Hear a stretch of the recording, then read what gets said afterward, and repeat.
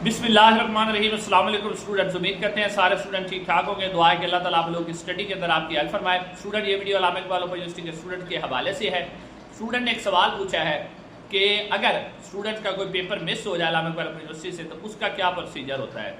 तो इस हवाले से मैं आपको डिटेल बता देता हूँ। सबसे पहले स्टूडेंट्स, इसमें दो चीज़ें हैं अगर आपने ज़हन में रखनी है।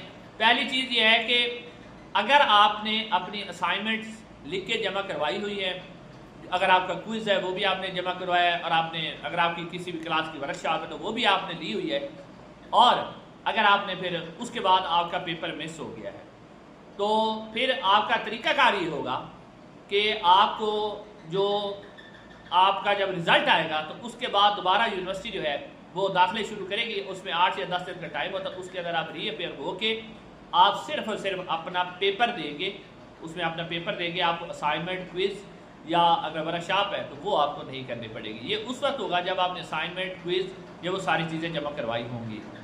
नंबर 2 होता है कि अगर किसी स्टूडेंट ने असाइनमेंट है, उसकी क्विज़ है या उसकी वर्कशॉप है वो जमा ही नहीं करवाई, और उसके बाद उसने अगर पेपर दे भी दिया है तो फिर भी उसका पेपर फेल होगा।